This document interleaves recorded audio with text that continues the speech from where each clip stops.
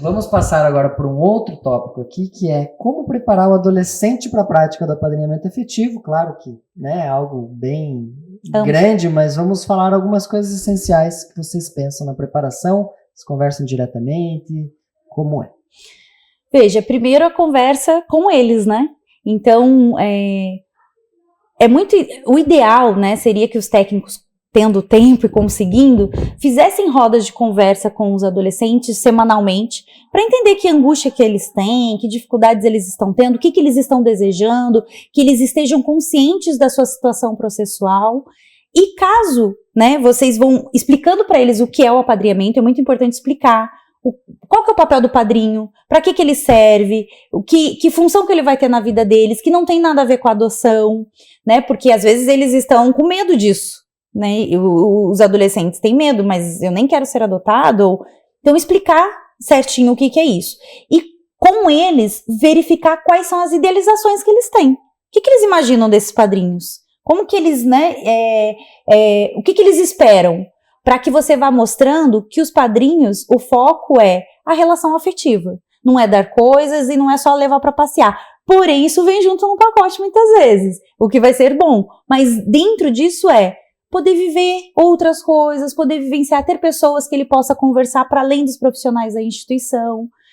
E no decorrer, manter essas conversas é muito importante, porque você vai ver como que esse afiliado está entendendo o apadrinhamento, se está fluindo bem a relação, se está surgindo alguma dificuldade, ou se ele está criando alguma coisa na cabeça dele que não tem nada a ver com o que é a realidade, né?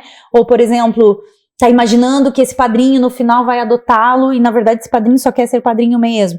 Então aí você vai ajudar o padrinho a esclarecer esse papel na vida dele. Ou, sei lá, ele achou que o padrinho ficou bravo com alguma coisa e por isso ele não quis mais sair com o padrinho.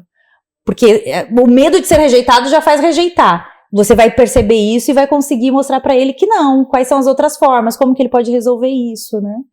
Eu acho que é isso. E ao contrário também, né, Rari, você falou que muitos adolescentes às vezes não querem adoção. Eles querem uma família, às vezes querem as suas famílias de origem, e tem essa resistência, mas ao contrário também pode acontecer, eles já irem com uma idealização, com uma ansiedade, um desejo de adoção. Exato. E aí esclarecer que o apadrinhamento não é adoção, mas embora não seja uma adoção, é um vínculo afetivo, e que é para ser duradouro. E mostrar para ele todos os benefícios de ter um padrinho, que é melhor do que ficar muitas vezes estagnado, sem ter nada, nenhum acontecimento na vida. Então mostrar as vantagens de se ter um padrinho. Bacana. E vocês dão alguma orientação geral assim quanto a, por exemplo, vai tomar um banho, não deixa uma bagunça quando sai, o quarto, não deixe tudo desarrumado, né? Aquela questão ou vocês deixam que ele se mostra exatamente como é para que o padrinho, né? Ou essas orientações às vezes é necessário porque eles não têm essa noção? Olha, nós estamos encaminhando ele para a vida adulta, né? É como se fosse o nosso filho com padrinhos. Então, sim, é ideal que você oriente como... Só que, é claro, o padrinho que vai dar continuidade nisso, porque ele tá aprendendo isso. Então, você orienta de cá, o padrinho orienta de lá, né? Cobra também isso. Então, orientar, sim, como que se coloca, como constrói. O sentimento, é bom falar do sentimento que ele vai ter ao retornar para a instituição, que vai dar uma tristeza, mas ele construindo, ele é responsável pela essa relação também, né? A responsabilidade afetiva é tanto do padrinho quanto do adolescente, é uma construção, é uma troca. Então, ele saber isso, que ele também pode magoar o outro, que o outro também está na expectativa de ser aceito por ele, que não é só ele. Que ele, o adulto ali, ele também quer ser aceito, ele também quer ser amado, e às vezes ele também pode magoar, e por isso que é entender como ele está se relacionando, que dificuldades estão surgindo. Então toda a orientação sobre isso, como se colocar, como ser uma mão dupla na relação, que é, eu recebo, mas eu dou também. Né? Eu me entrego, eu espero que outro se entregue para mim, mas eu também me entrego. E aí você vai ajudando ele a refletir sobre isso, para ele aprender a se relacionar adequadamente. Porque eles têm muito esse sentimento de dívida, né? Como se a sociedade, de uma certa forma, sim, a gente precisa resguardá-los e a gente tem uma dívida com eles, porque em algum momento houve uma falha no sistema e eles precisaram ir para uma instituição. Mas aí eles esperam e são muito acostumados na instituição de acolhimento que tudo vem de uma maneira muito fácil. doações, eles acabam perdendo essa noção de conquista, de fazer por merecer também. Isso a gente vai mostrando gradativamente na relação e orientando conforme, como a Hari falou, como a gente orienta em casa os nossos filhos. Porque tem uma coisa, gente, eles foram para a instituição porque eles estavam numa situação de vulnerabilidade sendo vítimas, mas eles não são vítimas para sempre. Só que muitas vezes eles vão estar identificados como vítimas. Então ajudar eles a verem, a eles perceberem que eles são construtores da própria realidade, que o que fizeram não dita quem eles vão ser daqui para frente, e eles podem transformar isso. Então entender que eles são ativos nessa relação, que há um lugar que eles não estão mais ali como, ai, coitadinhos, eu preciso ganhar tudo. Não, eles estão ali como pessoas ativas que também estão dando. Porque muitas vezes os próprios adolescentes vão levar para as famílias de padrinhos é muito inovador também. Eles nunca vivenciaram, nunca tiveram essas trocas. Então, ambos estão ganhando nessa relação. E isso é importante trabalhar com os adolescentes. E colocá-las como protagonistas. A gente coloca isso desde o início da relação de apadrinhamento, né? Por isso que o projeto Dindo incentiva uma relação por afinidade, uma aproximação por afinidade, e não uma indicação direta, né, de que o Rafael vai ser padrinho do fulano. Então a gente gosta que convivam em grupos e possam indicar com quem mais se afinizaram. E aí, quando isso acontece, Rafa, a gente percebe que eles se responsabilizam mais pela relação. Porque assim, se você vai lá e não fala, ó, fulaninho, você veio conhecer a Carisa, ele veio te conhecer porque ele quer ser teu padrinho. Pronto. Ou entra no tenho que seduzir, vou conquistar, ou tenho que ser perfeito, ou entra, tipo, em escrachar tudo já pra mostrar. Não, natural. Ele vai me aceitar mesmo com toda essa bagunça aqui, né? Toda essa bagunça aqui. Então, se deixar natural, vai conhecendo espontaneamente. E aí, se o afilhado falar, eu tô gostando daquele... Será que ele não pode ser meu padrinho? Será que o técnico perceber que ele tá se interessando por aquela pessoa para ter... Nossa, você tá se dando bem com ele, né? Já pensou dele ser teu padrinho? Porque ele também tá escolhendo, não tá só sendo escolhido. E quando a gente também escolhe, a gente se responsabiliza mais, né? Então isso contribui. Então, normalmente, quando chega na instituição, vocês apresentam como voluntário, não como um possível padrinho. Ou eles acabam sabendo, porque adolescente é muito esperto. Sempre acaba sabendo. Eu vou dizer da minha experiência e vamos ver o que a Carisa traz. Lá, a gente já trabalhava nas assembleias, né, na minha experiência como psicóloga institucional, trabalhava muito nas assembleias que todo mundo são relações.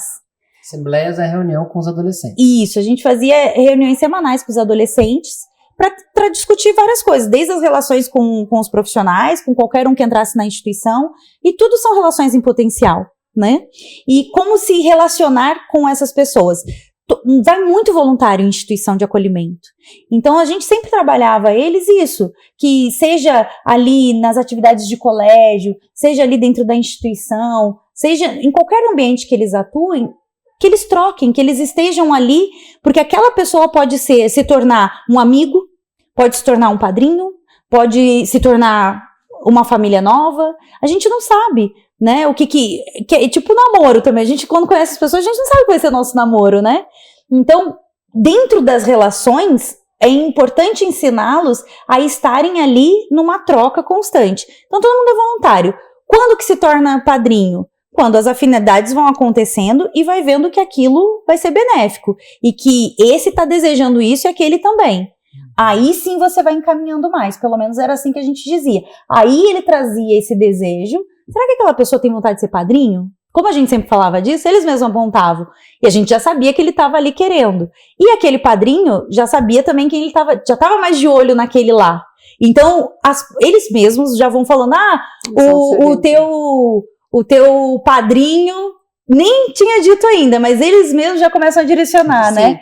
Porque já percebem que aqueles dois tiveram mais afinidades, né? É bem assim, Hari, eles parece que eles têm senso de sentido, né? Eles sabem que a pessoa, por mais que a gente tente não falar, às vezes, que é do projeto Dindo, eles sabem que a pessoa tá ali por algum motivo, né? E aí, eles costumam até se relacionar com todas as pessoas que frequentam a instituição, mas falando também que é do projeto Dindo, esclarecendo também para os adolescentes como que é o funcionamento, eles vão se aproximar dessas pessoas de uma forma diferente também. Vão demonstrar um interesse de estar ali. né? Então, sempre que possível, começa no grupo, às vezes tem uma pessoa só, que uma Aí tem que criança, apontar. né? Algumas crianças têm muita dificuldade de participar do grupo e de conseguir um padrinho através dessa relação, aí a gente pode estudar e fazer uma indicação direta, direcionar um padrinho para convivência com Ou eles. até dizer para o adolescente, ó, aquele fulaninho ali tem vontade de ser padrinho. Ele, por enquanto, está conhecendo a instituição, está conhecendo, mas você já pode ter padrinho. Caso você ache legal, me avise. Também dá, né, Legal. essa abertura direta ali. Carisa, lá no Lar Hermínia, vocês também faziam assembleia ou não? Não. Não? Como que era a vida do adolescente, assim? Era mais individual ou casos mais pontuais? Individual ou reuniões pontuais com a casa lar também dos adolescentes, isso com muita frequência, assim, atendimentos, digamos, até diários. Geralmente. E uma pergunta sobre preparação ainda, como preparar, ou o que falar, ou se não fala nada. Até eu vou fazer um parênteses aqui antes, que ontem eu fui na festa de aniversário lá da Roberta, que fez pro Igor, né? Quem viu o depoimento aí vai saber. E a psicóloga disse que durante a festa ela falou, quem que você gostou? Ela falou, eu gostei daquela mulher. Então vai lá e fala, porque ele tinha gostado, mas ele tinha passado a festa inteira sem conversar com ela, pela timidez e tal. Daí ele chegou lá e falou, tia, quer ser minha madrinha? E já, assim, E já chegou direto, não chegou, né? Uhum. E ela achou até engraçado aquilo, anotou o nome. E depois quis conhecer, mas foi uma situação meio pitoresca. Isso assim. na festa encontro do Projeto Dindo, A festa né? do Projeto Dindo, Uhum. claro, a gente sabe que com marcas menores, talvez que esteja assistindo, não vai ter, porque geralmente tem 5, 10 disponíveis, talvez a gente faça esse encontrinho, né? A gente vai sugerir, logo a gente vai falar um pouco mais sobre isso. Como preparar para ir nesse encontrinho que vão pessoas de várias instituições, ou de mais de uma instituição, o que seria interessante ou deixa aí mais espontâneo mesmo? Olha, Pode falar, Karina. é difícil porque a gente fica com muito medo da frustração, né? Do adolescente de participar de um evento, de estar ali pensando em conseguir um padrinho e às vezes acaba que ninguém indica que quer. Mas, como a gente já falou no curso, a gente não deixa de tentar por medo dessa frustração. Eu acho que tem que avaliar o estado emocional do adolescente também, e fortalecer ali de que ele vai para participar de uma festa, que é para se divertir, para fazer amigos, para conhecer pessoas ali, e que disso pode ou não evoluir para uma relação de apadrinhamento. E assim, cada instituição, como o Rafa mesmo apontou aqui nas que a gente trabalhou, cada instituição funciona de um jeito, né? Então tem instituição que consegue lidar mais com a indicação direta. Mesmo que faça a indicação indireta, não precisa já chegar, você é padrinho de fulano, porque não sabe se vai dar match ali, né? Então é apontar e aí proporcionar encontros tipo isso. Então, envolver numa atividade, vão todos no cinema, chama esse padrinho pra ir junto. Por mais que fulaninho tá sabendo que ele tá ali pra conhecê-lo melhor, e esse padrinho tá sabendo que tá ali pra conhecer o fulaninho melhor, ele tá no grande grupo, ele tá vivenciando ali, por quê? Isso também não deixa uma coisa tão direta ali, e dá um espaço para ambos se conhecerem, e para você, técnico, e os educadores conhecer esse padrinho melhor também, né? Então, cada caso pode ser de um jeito, de acordo com que a instituição se sinta mais confortável em fazer. Né, em cidades pequenas, como hoje eu atuo, né, como psicóloga judiciária em cidade do interior, ali eles já precisam, já é mais direto. Só que começou como? A adolescente, um exemplo, né, a madrinha tinha um salão de beleza. A adolescente começou a ir lá prestar serviços, né, e aí começou a construir essa relação. Todo mundo sabia que ela tinha interesse de ser madrinha, né, mas proporcionou construir uma relação com um intermediário ali, para não ser uma coisa tão direta, né? E isso facilita as pessoas se soltarem nas relações também, né?